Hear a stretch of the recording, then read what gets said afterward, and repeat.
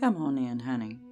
The lantern's lit, the veil's a little thin, and the wind's been dying to carry a few secrets your way. Welcome to Raven's Ramblings, where the shadows walk beside us and the past never stays buried, and a good spell can speak louder than a sermon. I'm Raven Nightingale, part healer, part hellraiser, keeper of the old ways and ghost stories alike. So pull up a chair and listen close. You never know what might be whispering in the dark.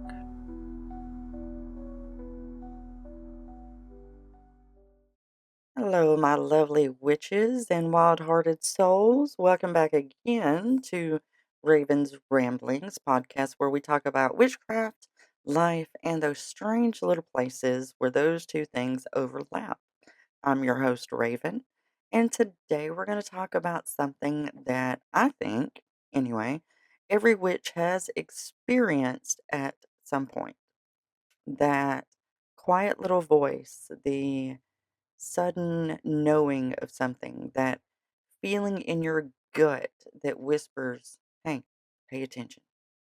So today's episode is called The Witch's Instinct because long before witches had spell books and, well, any books, honestly, before crystals and tarot decks and moon apps, there was instinct.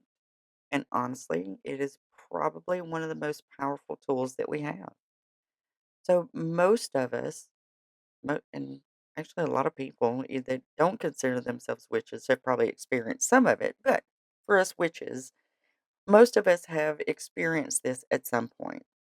That feeling that you can't explain, where you walk into a room and immediately something feels off, you know? No one has said anything yet, nothing obvious has happened, but something inside you says something here is not right.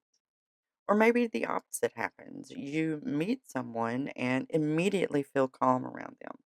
Very, you feel safe, like you have known them longer than you really have. That feeling, that subtle internal compass is instinct. And we witches tend to notice it more than most people because we're more in tune to those kinds of things. And like I said, instinct is not something special that only witches have. Every human is born, Jesus fucking Christ, is born with it. Thousands of years ago, instinct was how people survived. It told our ancestors when a storm was coming or when an animal was nearby, when someone in the tribe couldn't be trusted. But modern life has a strange way of kind of dulling that ability. We don't have to depend on our instincts anymore as humans. We've evolved past that, but you know, it's still there. We're kind of taught to ignore our gut, to trust logic above all else, to dismiss feelings that we can't immediately explain. But witchcraft asks us to do the opposite. It asks us to listen to those things again. Pay attention, right? So when you began practicing witchcraft, wait, yes, when you began practicing witchcraft, something interesting really does happen. You start paying attention to things that you probably ignored before. Things like the cycles of the moon, the shifting of seasons, the subtle energy of an actual place, or the way certain people make you feel. And over time, you're going to begin to notice those patterns. Your awareness is going to sharpen, and your instinctive voice becomes a little bit easier to hear. Not necessarily louder, but it's more clear. There's a lot more clarity to it. It's like trying to find a radio station and it being kind of staticky. And some of y'all don't even know what that means anymore because nobody listens to actual radio. But hearing something and it's a little fuzzy and stuff, and you focus a little bit more, you get a little closer, and it comes in more clear. That's kind of what I'm saying. So Here is something important, okay? There is a difference between instinct and fear, all right? They are not always the same thing because a lot of the instincts that people do still feel are in fear, okay? And those two things are not always the same. Fear is very loud. Fear panics. Fear spins stories in your head. Instinct is usually a lot quieter. It's a lot calmer. It's a little more direct. It simply says yes or no or leave or that's something like that. It's very cut and dry kind of thing.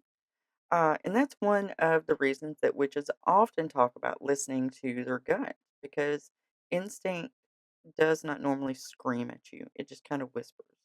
And if you're not paying attention, it's very easy to miss. And like I said, we're kind of taught to not listen to those things, in the mundane. I keep saying in the mundane world, but you know what I mean. Outside of the craft, you're kind of taught to not pay attention to those things. So instinct shows up in witchcraft more often than people realize. It might be the herb that catches your eye at the apothecary, the tarot card that feels important even if you can't explain why it does, or a candle color you feel drawn to for a spell. It's the moment when something inside you says, tonight is the right night to do this, or tonight is not the right night to do this particular thing. And many witches throughout history practiced that way, not by the strict rules that we see a lot of witches use today, but by those instincts. They worked with what felt right, what felt aligned, what felt powerful in that moment. That kind of magic is very personal and deeply intuitive. And me personally, that's kind of how I practice. It I do rely more on my gut than the books. I have more books than I really want to count right now, but when I'm using herbs and candles and stuff, I usually do lean more toward what my gut tells me is what I need. And I have been known to cancel a whole ritual because that night or day or whatever did not feel right for it and wait until it did feel right. Yeah. And you have to it is a practice of that. You have to learn to trust your instincts. And that is one of the hardest parts, because like I said, we were taught that our instincts were wrong, that we were overthinking or overreacting or imagining things. But the truth is, your instincts are built from countless tiny observations that you aren't even aware of most of the time. Things like body language or tone of voice, energy shifts in a room, patterns that your subconscious has seen before. And your mind is processing that information faster than you can even fathom consciously. And instinct is the result of that. Your body says, hey, I've seen this before your conscious mind even realizes anything. So, what you want to do is strengthen that instinct. Okay. So if you want to strengthen your instinct, the practice is actually pretty simple. Okay. And I still struggle with this, even though that's how I practice. I still struggle. That's that ADHD again. Because you have to slow down. You have to spend time in quiet spaces. And nature is very good for this. Walk through the woods or a park. Sit outside at night and listen and notice. And when the world gets quiet around you, that inner voice becomes a lot easier to hear. Yeah. Now, some witches swear by journaling. I struggle with this also. And I swear I'm working on it. But journaling can help to hone that instinct a little bit more. Write down those moments when your instinct tells you something. And over time, you're going to begin to see how often it was right. And that builds trust within yourself. Okay. And that's part of it. We have to learn to trust our own instincts. Okay. Uh, brain. Okay. One of the oldest images of the witch isn't someone casting like a dramatic spell. It's someone listening to the wind or to the land, to the subtle shifts in that energy around them. That kind of awareness was once considered wisdom. And honestly, it still is, at least in my world. Um, because in a very noisy world full of so much information, so much, it is everywhere. The ability to pause and kind of listen to your instincts is very, very powerful. Yeah, it's hard to do in this day and age, but it's very powerful. So, if you've ever had that moment where your gut told you something and later you realized it was right, that's not something strange. That's instinct.